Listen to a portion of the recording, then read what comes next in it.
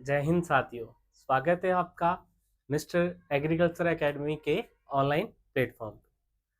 तो साथियों, अपन चर्चा कर रहे थे animal husbandry and dairy science की, यानी कि पशुपालन की। और आज की क्लास के अंतर्गत जो अपन पढ़ने वाले हैं साथियों, वो बात करेंगे अपन बकरी की नस्लों के बारे में, यानी कि गोट ब्रीड के बारे में। अपन ने अभी तक बहुत सारी नस्लों के बारे में चर्चा कर चुके हैं। गाय के बारे में, भैंस के बारे में पढ़ लिया अपन ने, भेड़ के बारे में पढ़ लिया था। आज अपन बकरी के बारे में पढ़ने वाले। एक ऐसा टॉपिक रह जाता है साथियों, जो सामान्य से सामान्य एग्जाम की बात कर ले, चाहे आप एग्जाम का लेवल बढ़ा लेते हैं, तब भी इस टॉपिक में से आपके एग्जाम में क्वेश्चन आता ही आता है। और क्वेश्चन भी क्या शानदार तरीके से पूछे जाते हैं, क्या लैंग्वेज बनाकर वो पूछेगा, उनकी चर्चा अपन आज करने वाले हैं। किस प्रकार से आपके क्वेश्चन अच्छे अच्छे क्वेश्चन बनते हैं और किस प्रकार से आपके एग्जाम में पूछे जा सकते हैं, उन्हीं की चर्चा करेंगे अपन। तो सबसे पहले बात करते हैं, आज की क्लास की शुरुआत करते हैं साथियों। तो अपन सबसे पहले बात करेंगे कुछ इसकी बेसिक जानकारियों के बारे में। किसकी बात करेंगे? बकरी की बात करें साथियों। किसकी? बकरी यानी कि गोट की बात करें अपन। सबसे पहले इसका वैज्ञानिक नाम आपको पता होना चाहिए, और वैज्ञानिक नाम इसका क्या रहता है? कैप्रा हिरकस इसका क्या रहता है? वैज्ञानिक नाम। साथियों याद कीजिएगा, साथ के साथ अपन जो पीछे पढ़ के आ चुके हैं, गाय का पढ़ा था अपन ने बॉस इंडिकस और बॉस टार्टस। भैंस में आते हैं तो बुबेलस बुविलिस पढ़ा था अपन। भेड़ में ओविस एरिस पढ़ा था अपन ने। और वहीं उसी सीरीज को अपन आगे बढ़ा रहे हैं, तो बकरी का वैज्ञानिक नाम क्या रह जाएगा? Capra hircus. एक सामान्य श्रेणी का एग्जाम आता है, या मैं बात करूं आपके एग्जाम में अगर इसका वेटेज कम रहता है, या बात करें वो बहुत ज्यादा डीप नहीं जाता है, तो सामान्य पर्सन जब भी पूछता है साथियों, तो ये उसके सामान्य पर्सन बनते हैं। किसी भी ब्रीड का वैज्ञानिक नाम पूछ लिया, उसकी फैमिली पूछ लिया, क्रोमोसोम संख्या पूछ ली, ये उसके सामान्य क्वेश्चन रहते हैं। उन्हीं सामान्य में से पहला आपका बनता है कैप्रा हिरकस, जो इसका क्या रहता है? वैज्ञानिक नाम रहता है। ये अपन को इसके बारे में जाना। नेक्स्ट बात करते हैं, उसके बाद इसकी फैमिली की बात करते हैं। कुल क्या रहता है? पोवर्टी रहता है। लगभग अपन अभी तक जो बात करके हैं साथियों, गाय, भैंस, भेड़ और बकरी, सभी का कुल क्या था? पोवर्टी था। हाँ याद रखिएगा, मैं आपको बार बार बताता जा रहा हूं, अपनी एक ऐसी नस्ल भी पढ़ेंगे अपन, कैमल या ऊंट की बात करते हैं, जिसका फैमिली या कुल क्या हो जाएगा? अलग हो जाता है, कैमेलिडी हो जाता है। बाकियों का क्या है? बाकियों का आपका लगभग का बोवेडी रहता है।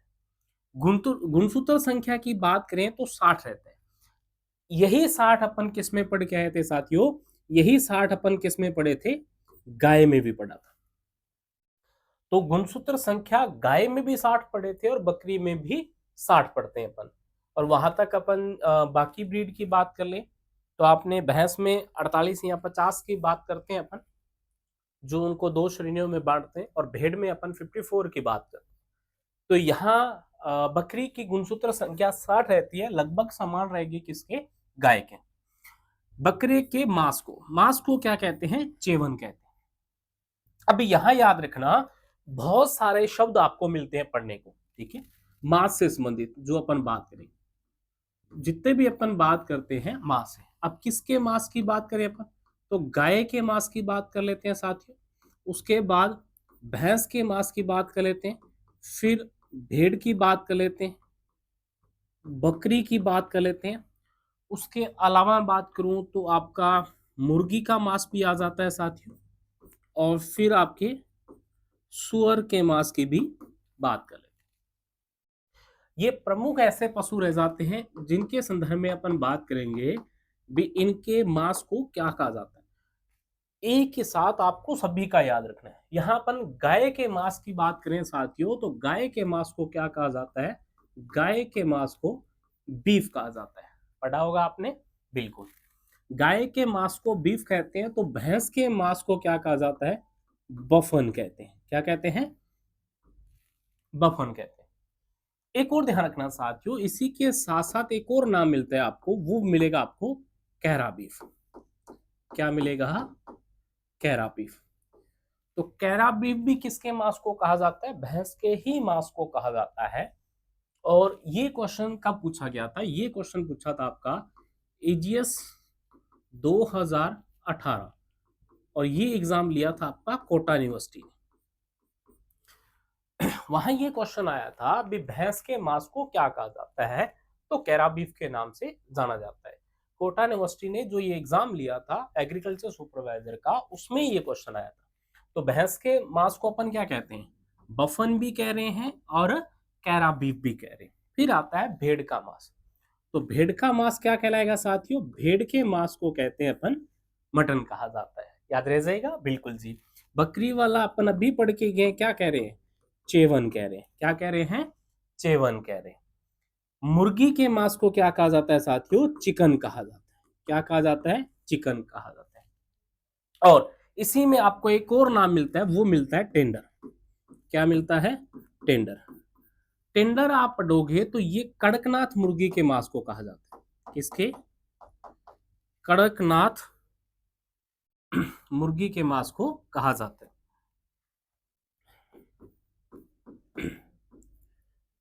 कड़कनाथ मुर्गी के मांस को क्या कहा जाएगा? टेंडर कहा जाएगा। सुअर की बात करते हैं साथियों, पोर्क कहा जाता है। क्या कहा जाता है? पोर्क कहा जाता है। तो ये आपके जितने भी अपन ब्रीड पढ़ते हैं, ठीक है, ये लगभग जो ब्रीड रह जाती है आपकी, उनके मांस को क्या कहा जा रहा है वो बात करें, ठीक है। उनके मांस को क्या कहा जा रहा है? विभिन्न जातियों की बात करें अपन, तो याद रह जाएगा आपका, गाय के मांस को बीफ कह रहे हैं, भैंस के मांस को बफन और कैरा बीफ कह रहे हैं, भेड़ के मांस को मटन कह रहे हैं, बकरी के मांस को चेवन कह रहे हैं, मुर्गी के मांस को चिकन कह रहे हैं, सुअर के मांस को पोर्क कह रहे हैं। ये बातें अपन को याद रखनी है। तो रिपीट करते हैं साथियों, क्या क्या पढ़ा आपने? बकरी का वैज्ञानिक नाम कैप्रा हिरकस है। कुल बोविडी गुणसूत्र संख्या 60, जो गाय के ही समान रह जाती है ना। इसके अलावा मैं बता चुका हूं भी 48 या 50 मिलेगा आपको। क्या मिलता है साथियों? 48 या 50 मिलता है। 48 या जो 50 मिलता है वो अपन बात कर चुके हैं, किसके संदर्भ में मिलेगा आपको? भैंस के संदर्भ में मिलेगा ना। उसके अलावा 54 की बात करते हैं तो ये भेड़ के संदर्भ में मिलता है। गाय का तो 60 रहेगा और बकरी का भी 60 रहता है। बकरी के मांस को चेवन कहते हैं, बाकी अपन पढ़ चुके हैं। अब आता है जो इनका मेल होता है, मेल को क्या कहा जाता है? मेल को बक कहा जाता है। ध्यान रख लेना, मेल को क्या कहेंगे? बक कहा जाता है। और यहां भी अगर आपसे थोड़ा सा और पजल करना चाहे आपको, तो इसी क्वेश्चन को वो थोड़ा अपडेट कर देता है। क्या पूछेगा?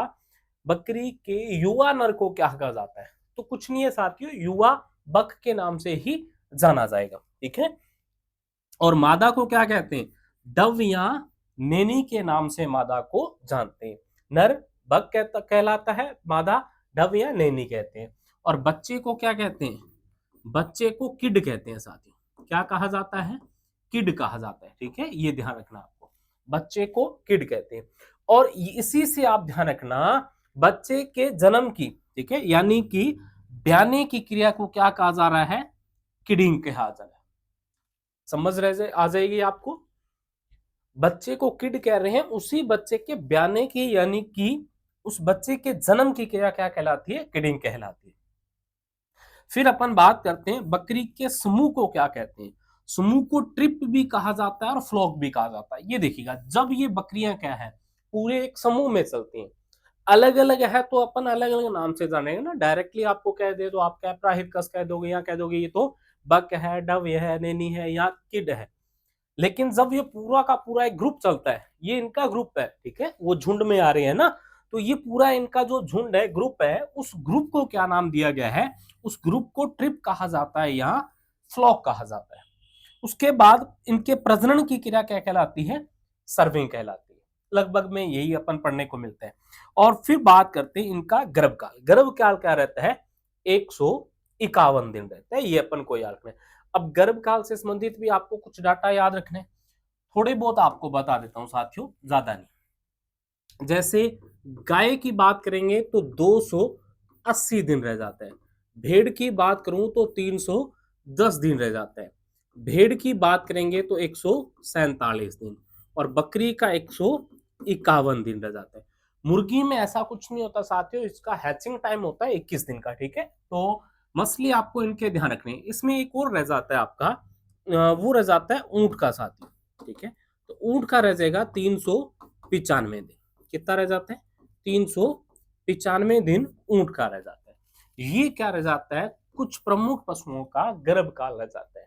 तो गाय का 280 दिन है, भैंस का 310 दिन है, भेड़ का 147 दिन है, बकरी का 151 दिन है, और वही अपन पढ़ रहे हैं, आपको याद हो तो क्या भी, बकरी का गर्भ काल 151 दिन रहता है, ठीक है। ये अपन को यहाँ याद रखना। उसके बाद चलते हैं अपन, फिर आते हैं बकरी के अन्य नाम। भी इसको अन्य किन नामों से जाना जाता है और क्या क्या नाम लिए जाते हैं? कैप्रा हिरकस तो इसका वैज्ञानिक नाम है। अदर इसे क्या कहते हैं? इसे कहा जाता है गरीब की गाय। और गरीब की गाय किसने कहा या क्यों कहते हैं? अब देखिएगा, अगर कोई गरीब व्यक्ति है तो वो एक गाय को अफोर्ड नहीं कर सकता, यानी कि उसके पास इतनी आर्थिक स्थिति उसकी ऐसी नहीं है भी एक गाय का पालन पोषण कर सके वो, जिससे उसको क्या है, दूध वगैरह की प्राप्ति हो जाए। इसलिए वो क्या करता है, अपना जीवन निर्वाह करने के लिए गाय की जगह बकरी का ही पालन कर लेता है। और बकरी उसको क्या है, उसके जीवन निर्वाह के लिए जितना उसको मिल्क चाहिए, मिल्क प्रोडक्शन चाहिए, वो उतना उपलब्ध करवा देती है। इसीलिए बकरी को क्या कहा जाता है? बकरी को गरीब की गाय कहा जाता है। और ये बात कही थी किसने? ये बात कही थी साथियों महात्मा गांधी जी ने। किसने कही थी? महात्मा गांधी जी ने। तो महात्मा गांधी जी ने ही क्या कहा है? बकरी को गरीब की गाय का है। इसे रनिंग डेयरी के नाम से भी जाना जाता है। क्यों? अब डेयरी के अंतर्गत क्या है? डेयरी में वही है ना, डेयरी के अंतर्गत अपन को क्या है, हमेशा दूध उपलब्ध हो जाता है। भी जब भी अपन डेयरी पे जाएंगे तो आपको दूध उपलब्ध हो जाएगा। तो इसे चलते फिरते डेयरी इसलिए कहा जाता है भी जब भी आपको आवश्यकता हो तो आप बकरी का दूध निकाल कर उसके उपयोग को ले सकते हैं। इसीलिए इसे रनिंग डेयरी कहा जाता है। रेगिस्तान का चलता फिरता फ्रिज कहा जाता है। देखिएगा साथियों, अब ये पूरा रेगिस्तान है। अब रेगिस्तान में ये पूरा क्या चल रहा है? इनका झुंड चल रहा है। झुंड को अपन क्या कह रहे थे, याद है आपको? ट्रिप कह रहे थे। क्या कह रहे थे? ट्रिप कह रहे थे, या इसी को क्या कह रहे थे अपन? फ्लॉक कह रहे थे। तो जब ये ट्रिप या फ्लॉक पूरा रेगिस्तान में चल रहा है, तो जो चराने वाला व्यक्ति होता है, अगर उसको आवश्यकता पड़ गई कि मेरे को क्या है, चाय वगैरह पीनी है या दूध पीना है, ठीक है, तो वो क्या करता है, उसी बकरी का दूध निकाल कर पी सकता है। तो जो रनिंग डेयरी के साथ साथ रेगिस्तान का चलता फिरता फ्रिज कहा जाता है। रेगिस्तान में कहीं भी चले जाओ, इनके साथ आपको ये फ्रिज हमेशा मिलेगा। जब आवश्यकता है आप दूध निकाल सकते हो। फिर इसे डबल एटीएम कहा जाता है। डबल एटीएम, दूध के साथ साथ आपको आय भी प्राप्त हो जाती है। इसे सीडलिंग मशीन भी कहा जाता है साथियों। और फिर इसे वनस्पति का शत्रु कहा जाता है। अब वनस्पति के शत्रु से संबंधित ये बात देखिएगा, यहां भी इनका क्या है, यहाँ तो बात करते हैं रेगिस्तान में चल रही है आपकी ट्रिप चल रहा है, इनका फ्लॉक चल रहा है। यहाँ हरे भरे क्षेत्र में ट्रिप या फ्लॉक चल रहा है। रेगिस्तान में तो अपन ये कह सकते हैं साथियों भी ज्यादा हरी हरियाली आपको नहीं दिखेगी। लेकिन ये देखिएगा, इस क्षेत्र में ये चल रहा है, इनका ट्रिप या फ्लॉक चल रहा है। तो ये रास्ते पे चल रही है या जो भी इनका रास्ता है, अब रास्ते के आसपास अगर इनको भूख लगी है तो कुछ भी चीजें मिलेंगी, सारी को खाती हुए जाएंगे। या यहाँ भी बात करें आप, अगर घास फूस ऐसा लगा है जो क्या करता है, उस मिट्टी को जोड़ने का काम करता है, जोड़ के रखता है, तो उसको भी ये खा जाती है। और आसपास इनको साथियों मतलब नहीं है भी वो आपका पौधा क्या है, आपके लिए यूजफुल है या नहीं, यानी कि आपने कोई फलों के पौधे लगाए हैं तो भी ये खा जाएगी अपनी भूख मिटाने के लिए। तो ये आपका क्या है, वनस्पति के शत्रु के नाम से इसीलिए इसको जाना जाता है। और राजस्थानी, अपने वाले राजस्थानी क्या कहते हैं? राजस्थानी इसे चाली कहते हैं और टाट के नाम से जानते हैं। तो ये बकरी के अन्य नाम हो जाते हैं ना, गरीब की गाय, रनिंग डेयरी, रेगिस्तान का चलता फिरता fridge, double ATM, seedling machine, वनस्पति का शत्रु और राजस्थानी में शाइली या टाट कहा जाता है इसके। चलते हैं साथियों नेक्स्ट। अब बात करते हैं CGRI, central goat research institute, या इसी को अपन किस नाम से जानते हैं, central institute for research on goat के नाम से जानते हैं। अब ये आपका है कहां पे, तो सीजेराई आपका है मखदूम मथुरा के अंतर्गत, और मथुरा आपकी कहां रह जाती है, यूपी के अंतर्गत। इस सीजेराई की स्थापना कब होती है, 12 जुलाई 1979 में। ध्यान रख लेना, बहुत बार एग्जामों में आ चुका है ये, अलग अलग एग्जाम में ये क्वेश्चन आपका बार बार रिपीट हुआ है साथियों। क्या सीजीआरआई कहां पे है, सेंट्रल गोट रिसर्च इंस्टीट्यूट जो रह जाता है, केंद्रीय बकरी अनुसंधान संस्थान कहां पे आपका, तो कहां पे है, मखदूम मथुरा में। तो ये क्वेश्चन तो बहुत बार रिपीट हो चुका है। अब नेक्स्ट आने वाले आपके एग्जाम में भी वो क्या है, स्थापना आपसे पूछ ले तो ध्यान में रखना 12 जुलाई 1979 को क्या होती है, इस संस्थान की स्थापना होती है जो आईसीआर के अधीन कार्य कर रहे हैं। फिर चलते हैं, भारत में बकरी की मान्यता प्राप्त नस्लें कितनी रह जाती हैं साथियों, 39 रह जाती है। और ये मान्यता कौन दे रहा है, NBGR, national bureau of animal genetic research, Karnal Haryana में है आपका। ये मान्यता देता है आपका कि अभी वर्तमान में भारत की मान्यता प्राप्त नस्लें कितनी है, 39 है। अब इसके साथ आप और ध्यान रखना, अगर अपन बात करें, अपन गाय की बात कर लेते हैं साथियों, कुछ और नस्लों की बात कर लें, उनकी भी बात कर लेते हैं। जैसे अपन क्या बात करें, गाय की बात कर लेते हैं, भैंस की बात कर लेते हैं, भेड़ की बात कर लेते हैं, ठीक है, और उसके साथ साथ अपन ऊंट की बात कर लेते हैं, ठीक है। तो गाय की जो मान्यता प्राप्त नस्लें रहती हैं वो कितनी है, वर्तमान समय की अगर अपन बात कर लें तो गाय की 53 नस्लों को मान्यता दी है किसने, एनबीजीआर ने। भैंस की 20 नस्लें मिलती हैं और भेड़ की 45 नस्लें मिलती हैं, और बकरी की आपकी 39 हो ही जाएंगी। वहीं ऊंट की बात करें साथियों तो 9 नस्लें वर्तमान में एनबीजीआर ने मान्यता दे चुका है, भी ये इनका पालन पोषण आप कर सकते हो। तो भारत में बकरी की मान्यता प्राप्त नस्लें कितनी रह जाती है, 39 रह जाती है। कौन सी संस्था मान्यता देती है, एनबीजीआर देती है। कहां पे ये एनबीजीआर, करनाल हरियाणा के अंतर्गत है, ठीक है। आपने अगर पहले की क्लासें लगाई हो तो जो अपन गाय की नस्लें पढ़ के गए थे साथियों, वहां मैंने बताया था एनबीजीआर की स्थापना जो होती है 1984 में होती है, कहां पे, बैंगलोर के अंतर्गत। कहां होती है, 1984 के अंतर्गत बैंगलोर में। और एक साल बाद यानी कि 1985 में से करनाल ले जाया जाता है। तो अभी वर्तमान में इसका प्रमुख मुख्यालय की बात कर ले, वो आपका करनाल में ही है, ठीक है। कहां रह जाएगा साथियों, करनाल में ही रह जाता है ना आपका। तो ये अपन को इसके संदर्भ में ध्यान में रखना है।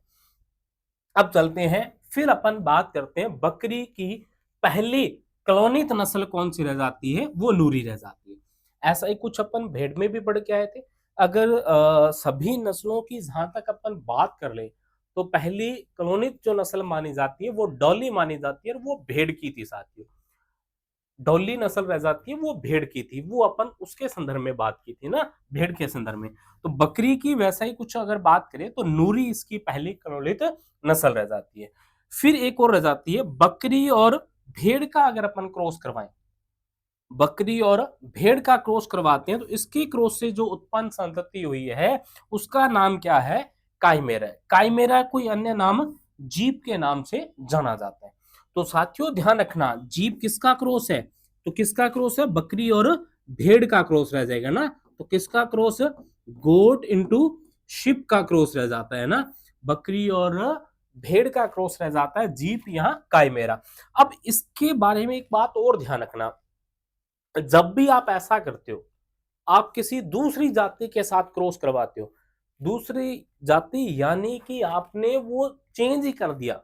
जैसे यहां पर ने क्या किया, बकरी और भेड़ का क्रॉस करवाया। हाँ, अगर आप क्या करते, बकरी की किसी दूसरी नस्ल के साथ क्रॉस करवाते तो वो जो संकर नस्ल आपकी होती, वो नस्ल आगे भी प्रजनन कर सकती थी। लेकिन इनके संदर्भ में ध्यान रखना, जब आप क्या करते हो, दो अलग अलग जातियों का क्रॉस करवाते हो तो उससे उत्पन्न संतति जो होती है, यानी कि काइमेरा की बात कर लें जिसको अपन जीभ भी कहते हैं, ये आगे आपका प्रजनन नहीं कर सकती। यानी कि ये जो जातियां होती है वो नपुंसक होती हैं साथियों, ठीक है, याद रह जाएगा। तो क्या होती है आपकी, नपुंसक होती है, ठीक है, ये ध्यान रखना। तो ये इनके संदर्भ में आपको ध्यान में रखना है। भी जो जब अपन क्या करें, दो अलग अलग जातियों का क्रॉस करवाते हैं तो उससे उत्पन्न संतति क्या होती है, नपुंसक होती है, वो आगे आपका प्रजनन नहीं कर सकती। फिर आता है बकरी द्वारा झाड़ी खाने, सॉरी, बकरी द्वारा झाड़ी व पत्तियां खाने को क्या कहा जाता है, ब्रूसिंग कहा जाता है। बहुत इंपॉर्टेंट आपके लिए ये भी। कौन सी बात करें ब्रूसिंग की, क्यों इंपॉर्टेंट है, क्योंकि आपको याद हो तो अपन ने कुछ और भी बातें की थी ना इसके साथ साथ, याद है आपको। यहां तो आपने पढ़ लिया किसके संदर्भ में, यहां तो आपने पढ़ लिया किसके संदर्भ में, ब्रूसनिंग के संदर्भ में ना। ब्रूसनिंग की क्रिया क्या होती है, चारा खाने की प्रक्रिया होती है, और किसमें की जाती है, ये आपका बकरी में की जाती है, ध्यान रख लेना, ठीक है। लेकिन एक अपन वर्ड पढ़ते हैं ग्रेजिंग, क्या पढ़ते हैं अपन, ग्रेजिंग पढ़ते हैं साथियों। ये ग्रेजिंग आपको गाय, भैंस और भेड़ में मिलता है, ठीक है, भेड़ में मिलता है। तो आपने देखा होगा भी ये गाय, भैंस और जो भेड़ होती हैं ये सामान्य रूप से अपना चारा खाती हैं, यानी कि अपने चारों पैरों का प्रयोग करके चारा खा रही। अब मन में आ रहा हो सर बकरी क्या ऐसा नहीं करती, बिल्कुल ऐसा करती है साथियों।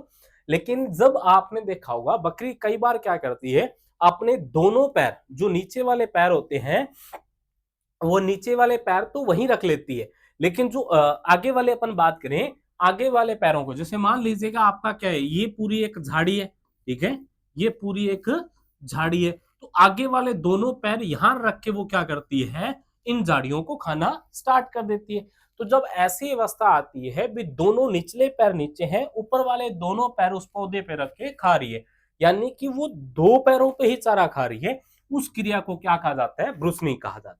ये आप ध्यान रखना। तो क्या है, बकरी द्वारा झाड़ी व पत्तियां खाना, तब वो अपने अगले दोनों पैर उठा के उस पर रख लेती है या ऊपर उठा लेती है, उसको ब्रूसनिंग कहते हैं। ये अपन को इसमें ध्यान रखना। नेक्स्ट बात करेंगे स्टेचियन। स्टेचियन क्या होता है, बकरी को खिलाने या दूध निकालने के दौरान प्रयुक्त उपकरण को क्या कहते हैं, स्टेचियन। ये आपका स्टेचियन है साथी, ये देखिए। अब इसमें क्या किया जाता है, अब ये पूरा स्टेचियन है आपका, ठीक है, ये जो स्टैंड बना हुआ है आपका, इस स्टैंड को अपन क्या कहते हैं, स्टेचियन कहते हैं। अब इस स्टैंड में आपने क्या किया, बकरी को यहां ले आए, उसको यहां बांध दिया, तो यहां उसे आगे से अपन चारा भी खिला सकते हैं और इसे यहां बांधकर उस बकरी का दूध भी निकाल सकते हैं।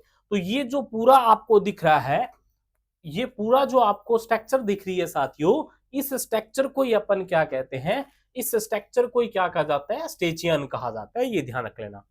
फिर आते हैं अपन बकरी के दूध की प्रकृति। तो बकरी के दूध की प्रकृति क्या होती है, क्षारीय होती है।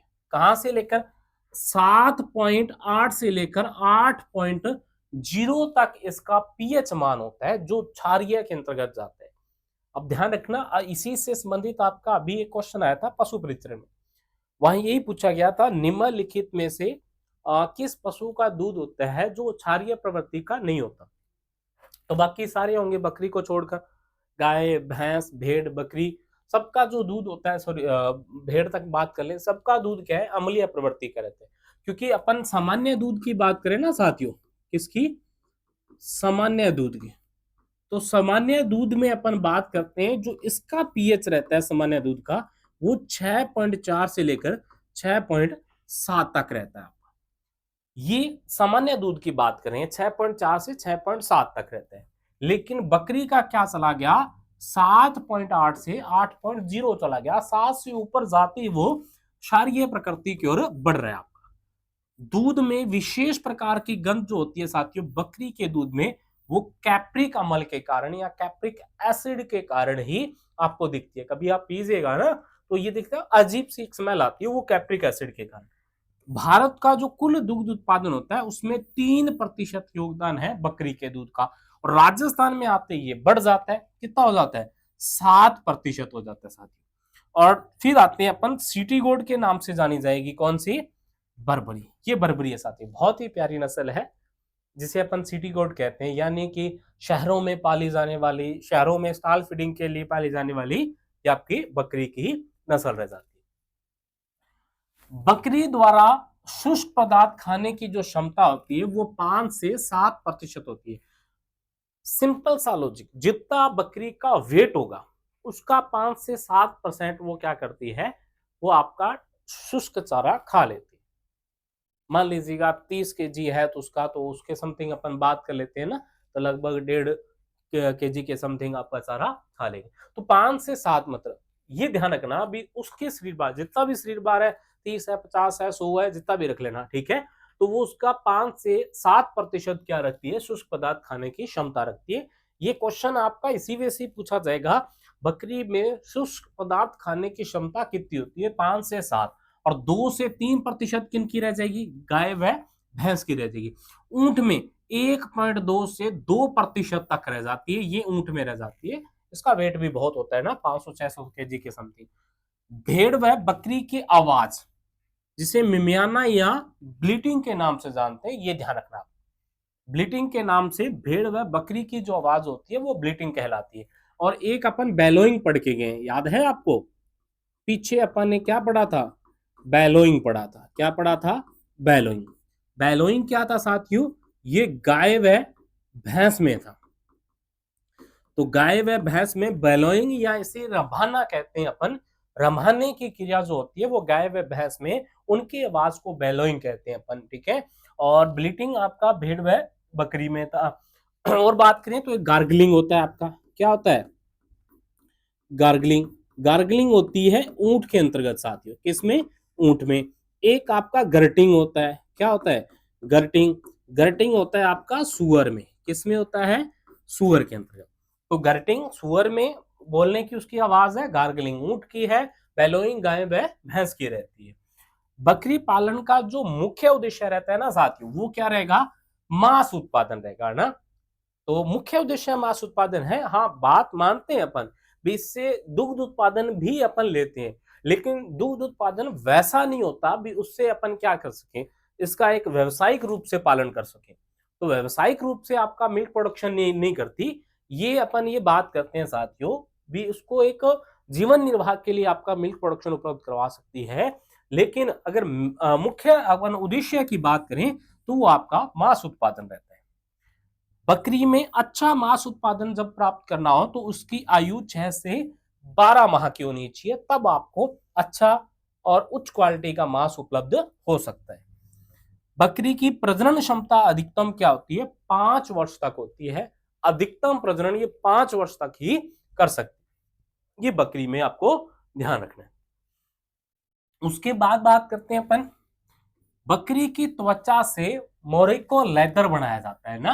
मोरिको लेदर ध्यान रखना, वो बकरी की त्वचा से बनाया जाता है। राजस्थान में बकरी की सबसे अच्छी नस्ल जखराना मानी जाती है। जखराना कहाँ रह जाती है, जखराना के संदर्भ में ध्यान रखना, पहले ये अलवर में रह जाती थी, वर्तमान की बात करें तो ये कोटपुतली बहरोड में रह जाती है। कहाँ रह जाती है, तो कहाँ रह जाएगी आपकी, कोटपुतली बहरोड में रह जाती है ना।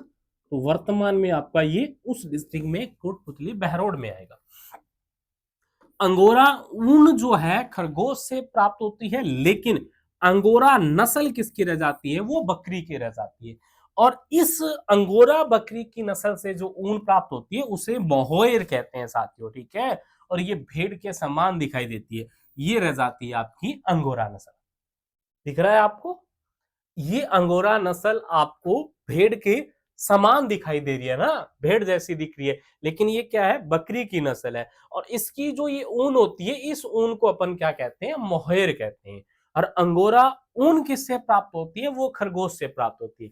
ध्यान रखना, इंपॉर्टेंट क्वेश्चन आपका बनता है। फिर बात करते हैं, एक और नस्ल की बात करते हैं। शरीर पर भूरे धब्बों के कारण जो देवगढ़ी नस्ल रह जाती है ना, उसे अपन मजीठी के नाम से भी जानते हैं साथियों, ठीक है। और ये वर्तमान में आपका राजसमंद, उदयपुर, भीलवाड़ा, कुंभलगढ़, नाथद्वारा वाले क्षेत्र के अंतर्गत मिलती है। बकरी का जीवन काल 8 से 10 वर्ष होता है और प्रजनन 5 वर्ष तक हो रहा था ना। जीवन काल 8 से 10 वर्ष है। प्रथम बार प्रजनन की आयु जो रहती है वो 15 से 18 माह की रहती है साथियों, ध्यान में रह जाएगा। तो ये अच्छे से आप ध्यान रखना।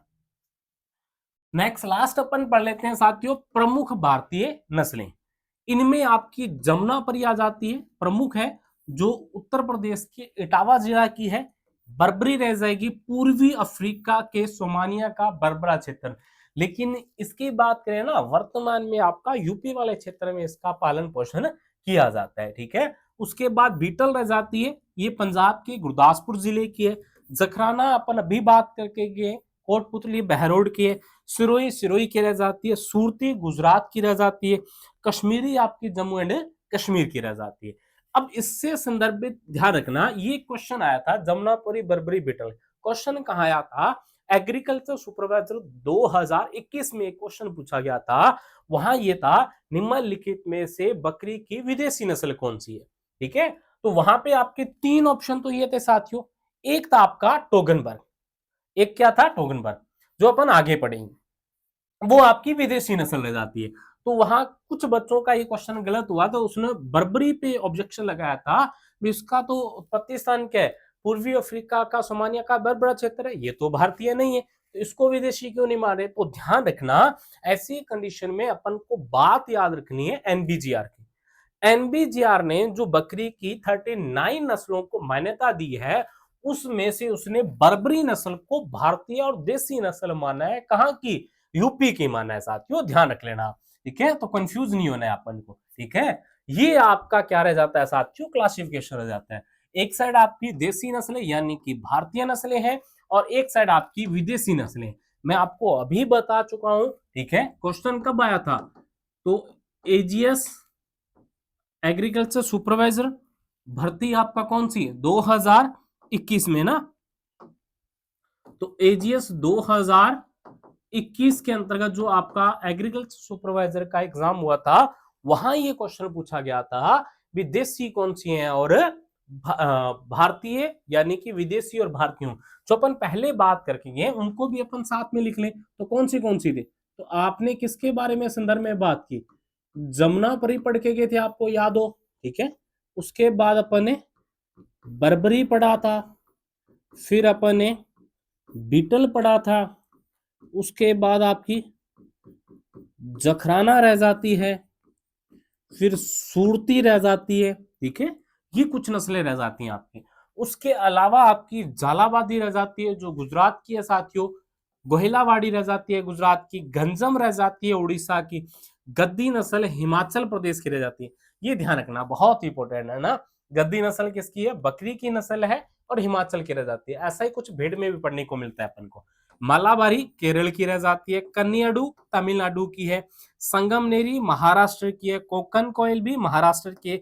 बेरारी महाराष्ट्र की है। सूरती गुजरात की है। और भाकरवाली आपकी जम्मू एंड कश्मीर की। तो ये सारी की सारी आपकी भारतीय और देसी नस्लें रह जाती हैं। विदेशी कौन सी है? टोगनबर्ग आपकी विदेशी है। सानेन आपकी विदेशी है।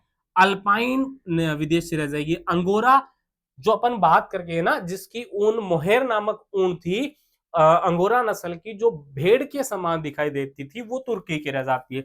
एंग्लो न्यूबियन स्विट्जरलैंड की रह जाती है। और न्यूबियन आपकी उत्तर पूर्वी अफ्रीका के। एंग्लो न्यूबियन के बारे में ध्यान रखना, इसे जर्सी काऊ के नाम से भी जानते हैं। किस नाम से? जर्सी काऊ के नाम से भी जानते हैं। क्यों?